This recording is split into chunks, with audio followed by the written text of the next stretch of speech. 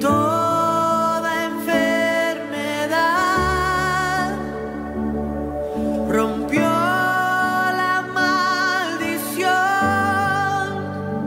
cuando en la cruz se derramó la sangre de Jesús. Perfecta entrega fue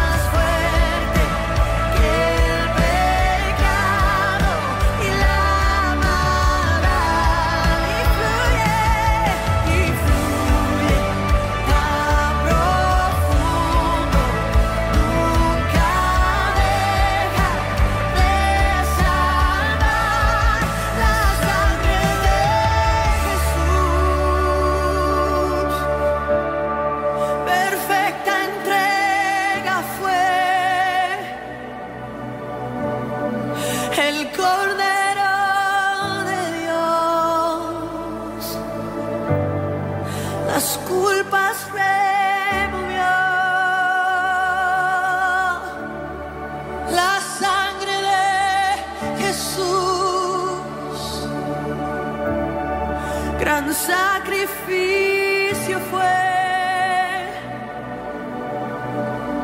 El Padre ofrendó y así nos revivió.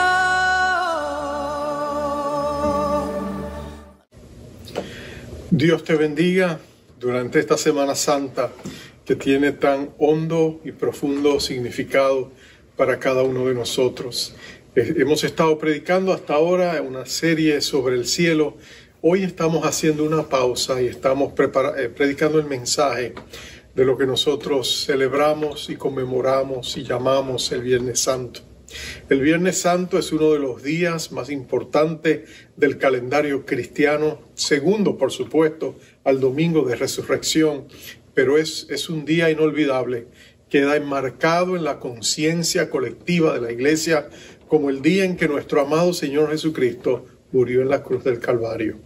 Y yo quisiera que por un momento revisitáramos esos momentos en la cruz del Calvario, no para de alguna manera sufrir y acercarnos a esa cruz, por supuesto con reverencia, pero sin que nos robe el gozo y la alegría de lo que la cruz misma significa para nuestra redención. Vamos a mirar un poquito los eventos que llevaron a este momento histórico, y yo quisiera llevarte a los últimos 2 versos del Evangelio según San Juan, el capítulo 19. Y allí dice la palabra de Dios: en el nombre del Padre, del Hijo y del Espíritu Santo. Después de esto, sabiendo Jesús que ya todo estaba consumado, dijo, para que la Escritura se cumpliese, tengo sed. Y estaba allí una vasija llena de vinagre. Entonces ellos empaparon en vinagre una esponja y poniéndola en un hisopo, se la acercaron a la boca. Cuando Jesús hubo tomado el vinagre, dijo, consumado es. Y habiendo inclinado la cabeza, entregó el Espíritu. Vamos a orar. Padre, nos acercamos a este precioso día con sentimientos encontrados, por un lado conmovidos por el gran costo que tú sufriste al dar la vida de tu único Hijo. Señor, Jesús sufrió lo indecible, una muerte cruenta, pero también tú sufriste, Padre de la gloria, Padre de misericordia, porque en aquel supremo sacrificio tú entregaste lo más amado que tenías.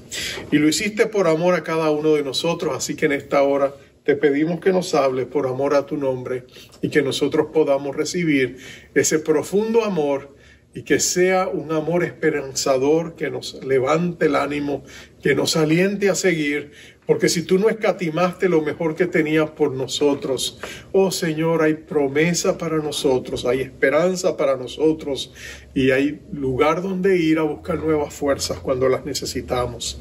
Y es esa misma y bendita cruz de donde la sangre de Cristo nos declara con un veredicto final.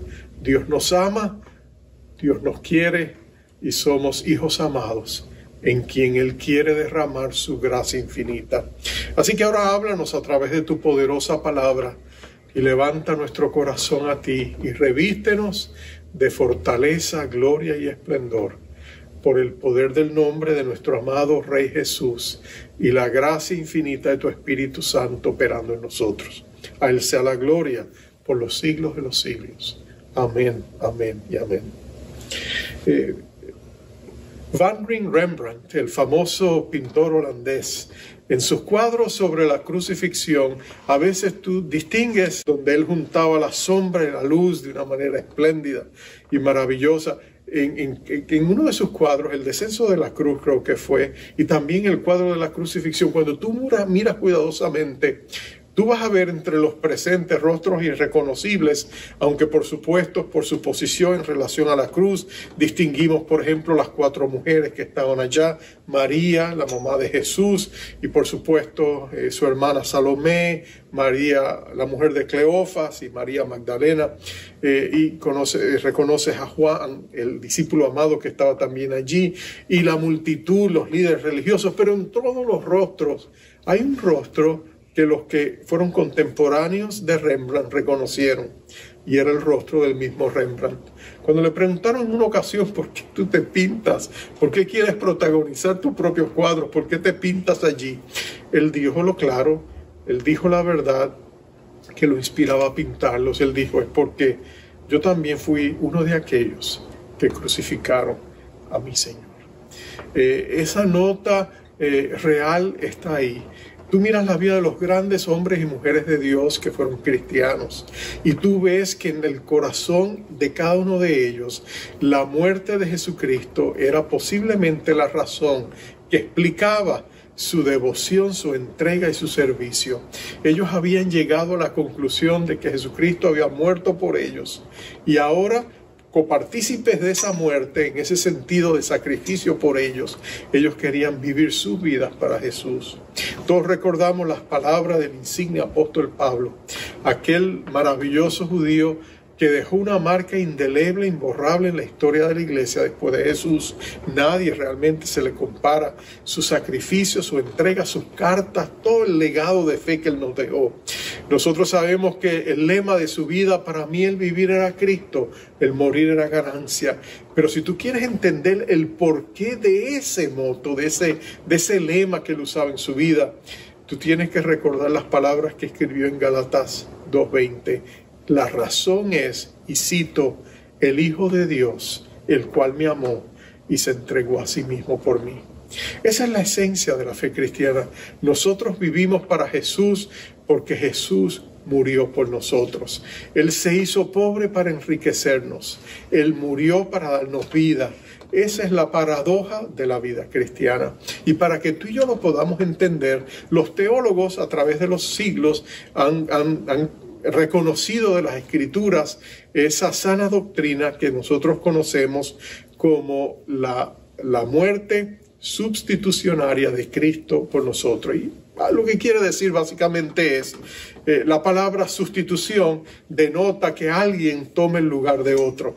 Y lo que nos está diciendo es que Jesucristo murió por nosotros. Pero hemos llegado a un momento, a un punto culminante en la escena, y he leído esos versos a propósito, pero quisiera desarrollar un poquito la narrativa brevemente que nos lleva hasta este punto. Tú sabes que un día antes Jesús estaba con sus discípulos en el jardín de Getsemaní. El jardín de Getsemaní era un huerto, era un mini parque, si lo quisieras ver, que está junto en la falda del Monte de los Olivos. Es un lugar hermoso, hay olivares. De hecho, allí todavía se descubrió, los arqueólogos descubrieron una prensa de olivas, donde ellos allí tomaban las olivas y las aceitunas y las prensaban para sacar el aceite. Era un lugar muy frecuente porque era un lugar tranquilo, sosegado, donde la gente podía ir, y era uno de los lugares favoritos de Jesús.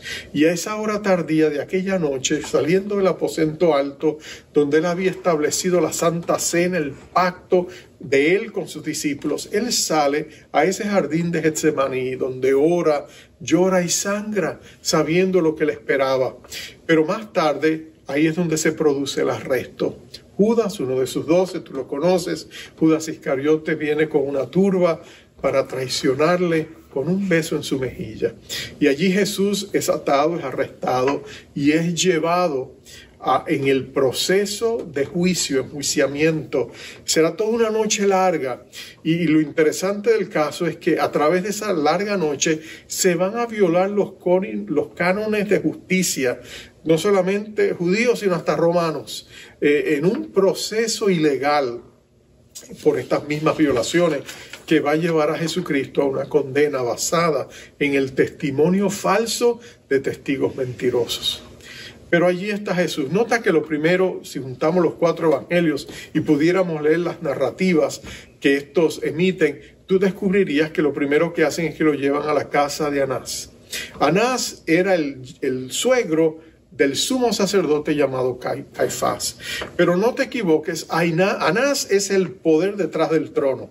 De hecho, él es el que ha tenido con mano férrea el destino religioso de la nación. Es una persona que trabaja tras las tinieblas, pero es una persona poderosa, influyente, maquinadora, calculadora. 5 de sus hijos han sido sumos sacerdotes anteriormente, él mismo lo fue, y como el puesto ahora tiene que adquirirse con influencia de los romanos, hay que pagar, él se ha asegurado que toda su familia ha pasado por ese puesto, y el que lo ocupa ahora, Caifás, es su yerno. Así que él quiere ver de frente a Jesús, lo viene, lo recibe, lo investiga, lo confronta, y luego se lo mandan al patio de la casa de Caifás, donde ahí se hará un juicio en violación de todas las regulaciones, un juicio que pasa de noche, lo cual era prohibido, un juicio donde se presentan falsos testigos, se presentan falsas acusaciones. Allí está Jesús, y cuando después de haberle abusado y haber llegado a estas conclusiones, entonces en la mañana siguiente es llevado y presentado ante Poncio Pilato, el procurador romano. Poncio Pilato era un hombre sin escrúpulos, la historia es escueta con él, lo presenta en sus verdaderas luces. Era un hombre que no tenía escrúpulos, era un hombre que sabía obtener ganancia financiera de su puesto, era un hombre inmisericordia, no tenía piedad de nadie, era sangriento, era colérico, era una presencia imponente. El tipo de persona que los romanos pensaban que necesitaban en un lugar como Israel, donde había un trasfondo religioso que era antagónico a los intereses de Roma. Así que él está allí, y allí le presentan a Jesús. Allí él interroga a Jesús. Allí él se da cuenta de que Jesús es inocente, que los cargos que vienen en su contra realmente son falsos, porque mira lo que hacen los judíos después que han presentado cargos contra Jesús basados supuestamente en la violación de las reglas judías. Saben que para presentarlo a Roma tienen que presentar cargos diferentes. Así que ellos no van a presentar a Jesús con cargos judíos que el procurador romano diría eso es irrelevante para nuestras leyes. Ellos tienen que trastocar las cosas y presentar a Jesús como un sedicioso, un insurreccionista, un terrorista, alguien que busca la demolición del imperio romano, y por eso los cargos tienen que cambiarse y tienen que presentarse. Pero Poncio Pilato es un hombre experimentado en todo este tipo de ardides. Él es muy astuto, él se da cuenta inmediatamente después de interrogar a Jesús que los cargos son falsos, no proceden, y en realidad lo que él debió haber hecho fue haberlo exonerado. Pero hay toda una intriga política, hay movimientos, piezas que se mueven en este gran tablero. Y por supuesto Poncio Pilato no le tiene miedo a nadie, bueno, a casi nadie. Él no le tiene miedo a Jesús, obviamente, no le tiene miedo a los líderes religiosos judíos. Lo que él sí le teme es a las multitudes, porque él teme una revuelta que vaya a poner en peligro su posición, porque Roma es implacable cuando no se logran sus objetivos. Así que Poncio Pilato, por supuesto, va a ser movido de su posición por la influencia y la manipulación de multitudes que van a venir y van a demandar que él haga lo que ellos quieren. Pero allí está Poncio Pilato, empieza este proceso punitivo de Jesús, y finalmente, cuando es movido por las multitudes enardecidas que empiezan a gritar a la cruz, crucifíquenle, él va a tener que acceder y ceder, aunque no lo hace de buen gusto. Finalmente es entregado, él se lava las manos en señal de que realmente no es su mejor deseo, pero igual lo hace. Y así que Jesús es entregado para que lo crucifiquen. Por supuesto, si tú estudias todos los castigos corporales que Jesús recibe, si tú has visto la película hecha por Mel Gibson sobre la pasión de Jesús, tú te darás cuenta de que el sufrimiento, el castigo es cruento, es cruel. Jesús es lastimado profunda y físicamente, al punto de que cuando él sale para llevar su cruz no la puede cargar. Jesús era un carpintero, un hombre fuerte, acostumbrado a mover árboles, a mover piezas pesadas. La tarea de carpintero era ruda en ese tiempo. No tenían las grandes sierras que tenemos hoy, no tenían los grandes recursos que nosotros tenemos. Nicodemo era algo bastante rudo, ¿no es cierto? La profesión de él en ese sentido se requería fuerza, pero Jesús ha sido decimado físicamente después de todos sus castigos. Jesús va arrastrando su cruz por las calles de Jerusalén y finalmente cae y se colapsa, y los soldados romanos que lo llevan hasta el lugar del Calvario, de la calavera, como se conoce. Ellos llaman a una persona que está viendo lo que está pasando. Es un hombre llamado Sirén, un africano que viene de Cirene, que está en el norte de África, y lo ponen a llevar la cruz de Jesús. Tú conoces la historia. Y así llegan hasta la cruz, y allí lo levantan junto a dos ladrones. Y tú sabes que allí se reúne la escena. Están estas 4 mujeres que mencioné anteriormente. De María, la esposa de Cleofas, no sabemos nada. Realmente la historia ni el Evangelio menciona mucho de ella. Lo que sí sabemos, por supuesto, es de María, la madre de Jesús, que ve su pesadilla más cruenta hecha realidad. La profecía de Simeón, cuando Jesús tenía 8 días y lo estaban presentando en el templo, que él le dijo a María: oh, en aquel día una espada atravesará tu corazón. Bueno, este es ese momento. Allí está también Salomé, su hermana, la madre de Juan y Santiago. Ellos eran primos de Jesús, como también lo fue Juan el Bautista. Y allí están ellas, y allí junto a ellas está María Magdalena, una mujer que había sido liberada de 7 demonios, que Jesucristo había mostrado gran ternura y misericordia. Todas están allá. Está Juan, el discípulo amado, y allí en esa cruz Jesús está colgado. El Hijo glorioso del Padre está sufriendo, y está sufriendo por una sola razón. Está sufriendo por amor a ti, está sufriendo por amor a mí.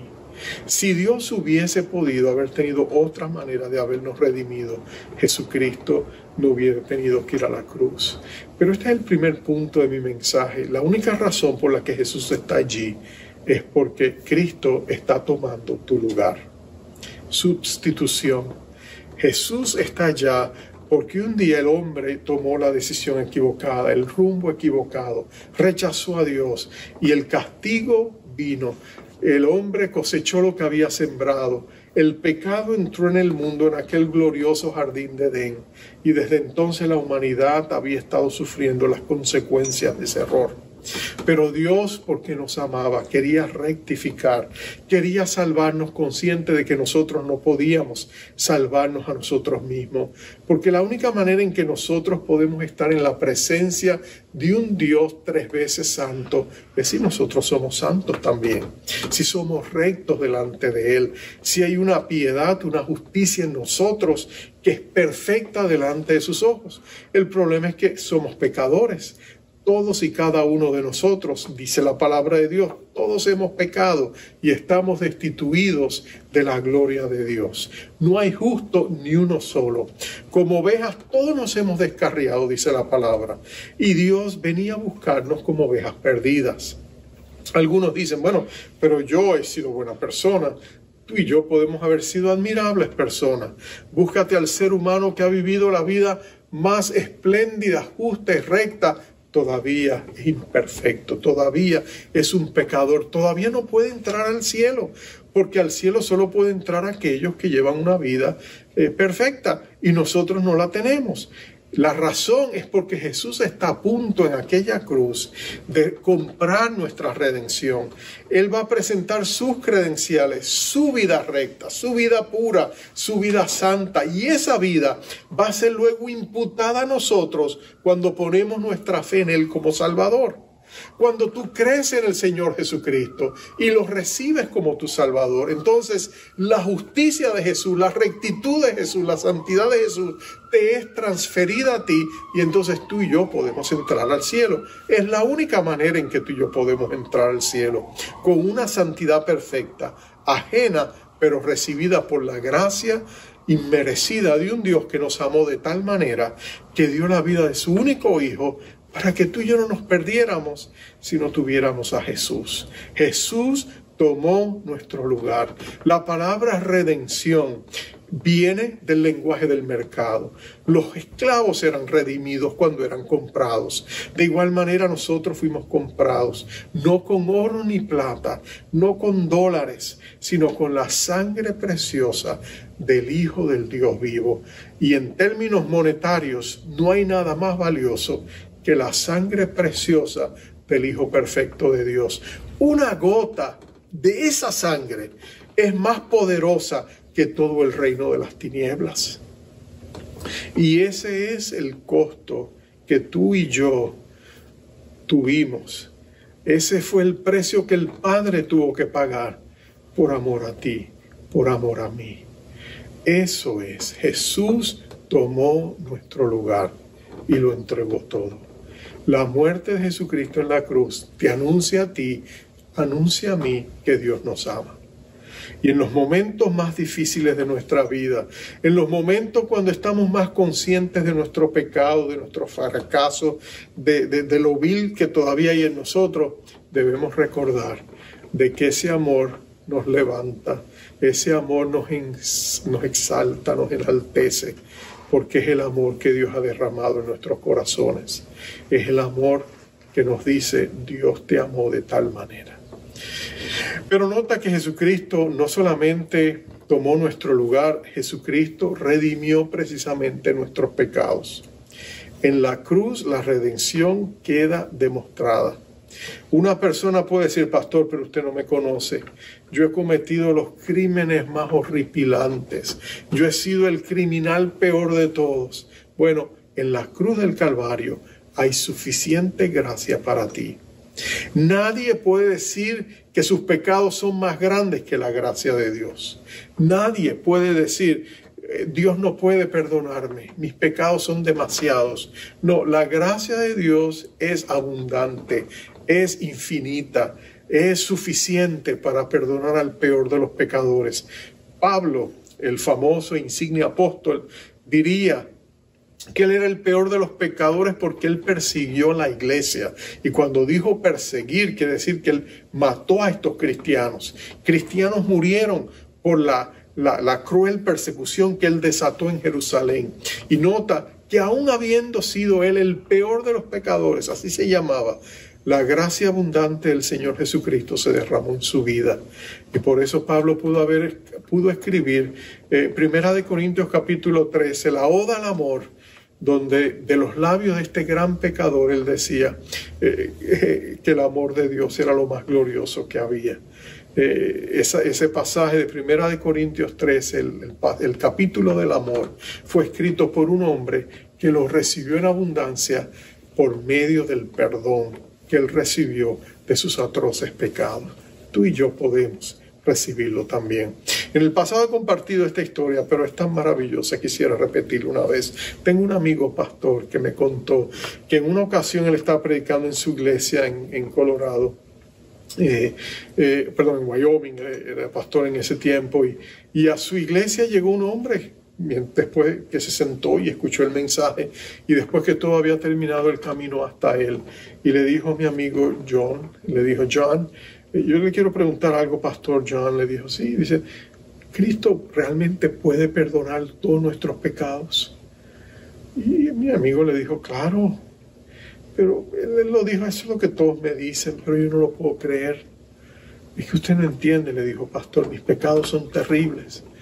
Y mi amigo le escuchó y le dijo, yo en la guerra de Vietnam yo era piloto de un helicóptero y nosotros lanzamos el agente naranja sobre villas enteras y matábamos mujeres, hombres y niños. Y yo no lo quería hacer, pero me obligaban. Y como yo era un hombre bajo autoridad que seguía órdenes como soldado, yo no podía negarme y no pude decir que no, pero mi conciencia desde entonces me ha estado remordiendo y yo siento que esos pecados fueron tan terribles que Dios jamás me podría perdonar.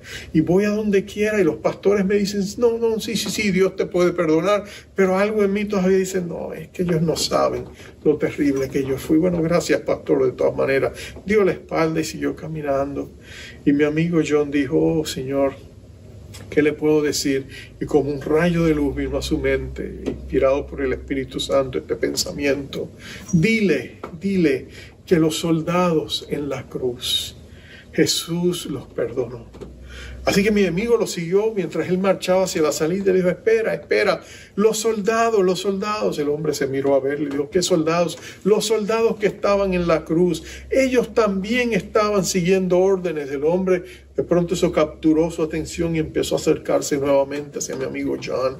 Y le dijo, los soldados en la cruz, ellos estaban siguiendo órdenes también. Habían crucificado a Jesús siguiendo órdenes. Sí, él le dije, pero Jesús dijo desde la cruz, perdona a los padres porque no saben lo que hacen. Jesús los perdonó.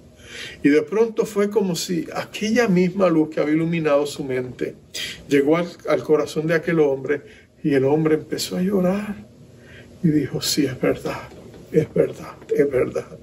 Jesús puede perdonar mis pecados. Porque en la cruz tú y yo encontramos que Jesucristo realmente perdona todo lo mal que hemos hecho. Sabes que como pastor muchas veces he tenido la oportunidad de estar al umbral de la eternidad con santos hombres y mujeres de Dios que están por morir.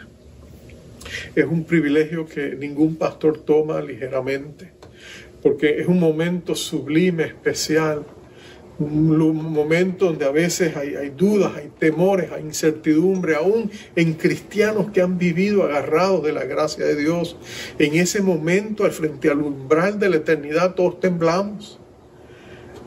Y hay momentos donde necesitamos que se nos reasegure de la gracia de un Dios que es cumplidor de promesas y mantenedor del pacto inquebrantable de nuestra salvación.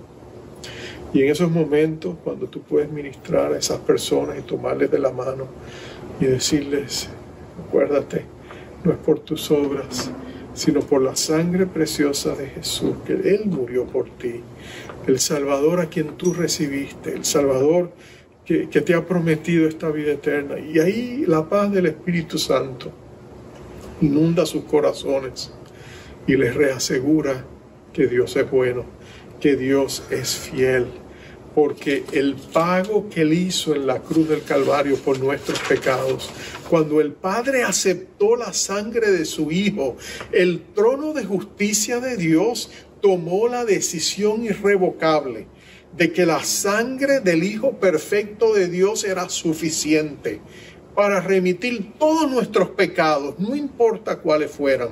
Y el Tribunal Supremo, la Corte Suprema del Cielo, dijo, la sangre de mi Hijo es suficiente, dijo Dios. Bueno, cuando tú y yo confesamos nuestros pecados, la Escritura dice que Dios es fiel a ese veredicto y que Dios es justo, porque la justicia divina fue satisfecha con la sangre preciosa del Hijo de Dios, presentada ante ese altar. Por lo tanto, es bueno, Dios es fiel y Dios es justo, cuando mirando su sangre perdona tus pecados y los míos. De hecho, sería una injusticia no hacerlo. Y el juez de toda la tierra, dijo Abraham, siempre hará lo correcto y lo justo. Nunca él hará nada injusticia. Por eso tú y yo podemos venir a Jesús, no por nuestros méritos, sino por la sangre preciosa de Jesús, sabiendo que las puertas se abrirán a la gloria celestial, porque Dios es bueno, porque Dios es justo y porque Dios es fiel. Y la sangre de Cristo realmente nos limpia de todo pecado.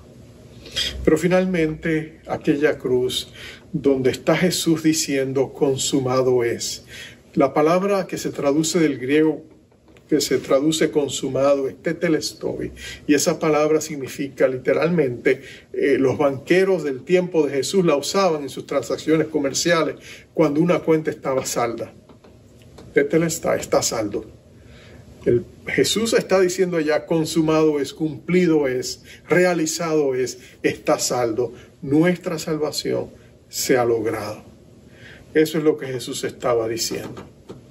Entonces, nosotros nos acercamos a ese trono de gracia seguros de la misericordia de Dios. Pero hay algo más que tú y yo descubrimos en esa cruz, y con esto cierro, en este día que celebramos y conmemoramos el Viernes Santo. Desde aquella cruz, Cristo sufrió por nosotros. El tema del sufrimiento es uno de los temas que más conmueve el corazón humano. Hay personas que no creen en Dios porque dicen, no, ¿cómo es posible que Dios permita el sufrimiento? Pero cuando tú entiendes que hay sufrimientos con propósitos, muchas veces en la vida nosotros aceptamos el sufrimiento como parte del costo de recibir algo mucho mejor. Un padre que ama a su hijo o a un ser amado entiende que él necesita una operación y por supuesto el niño, si es niño, le puede decir, yo no quiero sufrir, no quiero que me hagan eso, no quiero que me corten. Pero los padres entienden y dicen, no, pero es que es necesario. Si no se hace esa operación, tú puedes morir. Entendemos que hay propósito en nuestro sufrimiento. Hubo propósito cuando Cristo sufrió. Y hay propósito muchas veces cuando nosotros enfrentamos el sufrimiento en nuestras vidas. Pero el sufrimiento nuestro es dignificado y es redimido por el sufrimiento de Jesús. Cuando tú y yo sufrimos, Cristo todavía sufre con nosotros, así como sufrió por nosotros. Recuerdo la historia conmovedora de una mujer que ha tenido un impacto increíble en la iglesia del Señor en el siglo XX, ahora estamos en el XXI. Su nombre es Joni Eareckson Tada. Joni Eareckson era una joven adolescente de unos 16 años. Cuando había ido a nadar con unos amigos, hizo un salto vertical y no supo que el fondo del lugar donde estaba nadando era muy bajito y ella se lesionó severamente la espalda. De hecho, ella no volvería a caminar. Desde ese momento ella quedaría en una silla de ruedas. Y Joni Eareckson dice que en ese momento ella estaba devastada con la noticia de que no volvería a caminar.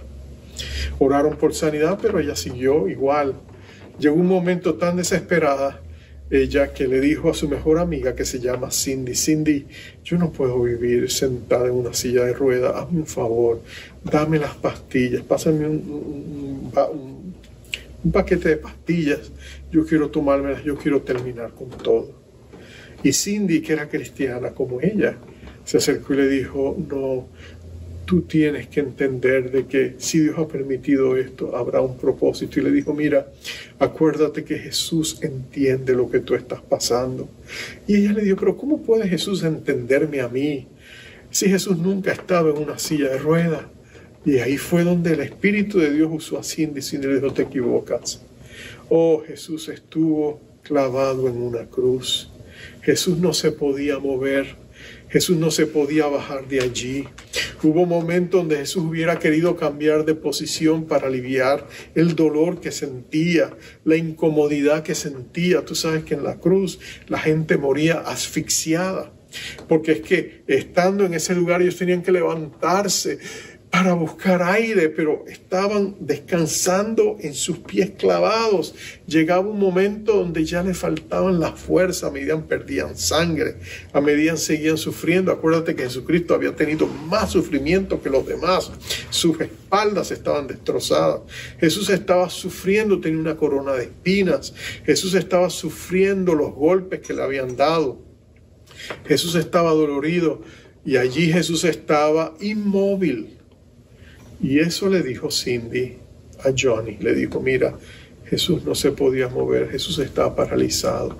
Él entiende lo que tú estás sufriendo.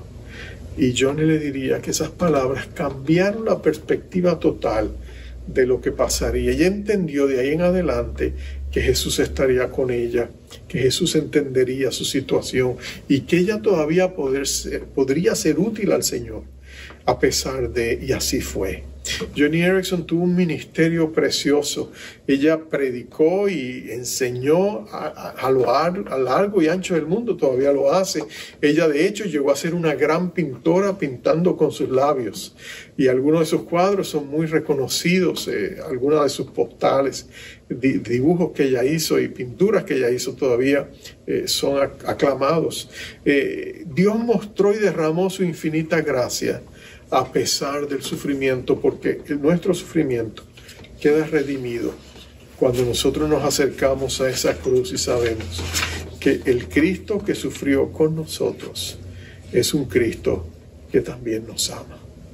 Un Cristo que sabe, un Cristo que ha estado con nosotros en esta pandemia, que ha estado con nosotros cuando hemos perdido seres amados. Un Cristo que nos dice: confía y descansa en mi amor. Cree en las promesas de mi pacto. Y sobre todo, cree y confía en mi palabra. Hoy nos acercamos a este día de Viernes Santo y celebramos que de tal manera Dios nos amó que Él completó nuestra redención. Somos salvos por la misericordia de un Dios que dio todo por amor a ti, por amor a mí. Eso es digno de ser celebrado. Vamos a orar.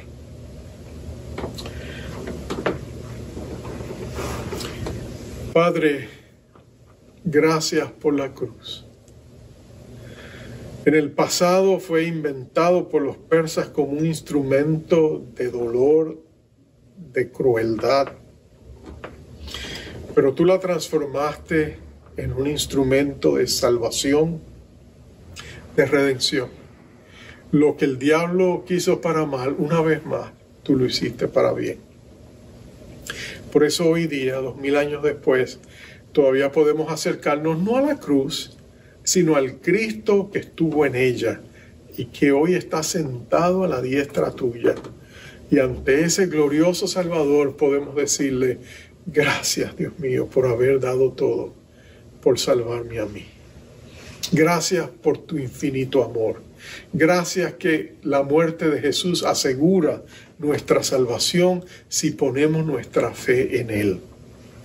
Y en este día declaramos: Señor, yo creo en ti. Yo declaro que tú eres mi Salvador. Yo declaro que tú moriste por mis pecados. Yo declaro que tú resucitaste también para darme no solamente una salvación, sino una gran herencia en los cielos, una herencia inmarcesible, una herencia incorruptible e incontaminada y que está reservada para nosotros en los cielos, como decía el apóstol Pedro, que somos guardados por el poder de tu esperanza y de tu misericordia. Señor, en estos días en que ha sido tan difícil vivir, queremos acercarnos ante ti y decirte gracias por todo lo que has hecho, por tu provisión, por tu protección y aún por tu consolación cuando la hemos necesitado. Señor, infúndenos de nuevos bríos, nuevas fuerzas. Permite que este Viernes Santo sea la cima de la cual podamos mirar a un mejor porvenir lleno de oportunidades que tú tienes preparadas para un futuro cercano. Ayúdanos a levantarnos para poner nuestra esperanza en ti, porque el mismo amor que te llevó a esa suprema entrega en la cruz del Calvario es el mismo amor que nos dice hoy: no temas porque yo estoy contigo, no desmayes, yo soy tu Dios que te esfuerzo, siempre te ayudaré, siempre te sustentaré con la diestra de mi justicia, de mi rectitud. Así que recibimos ese amor y nos fortalecemos en él. Y Señor, si hubiese escuchando en este momento alguien que no te ha conocido, que todavía no ha hecho esa decisión de decirte a ti: Señor Jesucristo, te entrego mi vida, te pido que lo haga ahora mismo, que venga a ti tal y como es y que pueda decirte: Jesucristo, te necesito, perdona mis pecados, dame tu vida eterna, creo que tú moriste y resucitaste por mí. Ven a mi vida, cambia mi vida, hazme la persona que tú quieres que yo sea. Y Señor, con esas meras palabras se acerca al trono de una gracia irresistible, donde tú les dices: bienvenido eres, y nos redimes. Así que, Padre, guárdanos en el poder que hay en tu nombre y bendice nuestro caminar contigo. Y prepáranos para las bendiciones que están por venir en un futuro cercano. En el nombre glorioso de Jesucristo te lo pedimos todo. Amén. Amén y amén. Te envío en este día tan especial con la bendición acostumbrada y segura que nos da el libro de Números. Jehová te bendiga, Jehová te guarde, Jehová haga resplandecer su rostro sobre ti y tenga de ti misericordia. Jehová alce sobre ti su rostro y ponga en ti paz. Dios te bendiga. Tan grande fue tu amor, Tomaste mi lugar y no te importó lo que habrías de sufrir. Abrazaste el dolor para rescatar un pueblo para ti, para ti.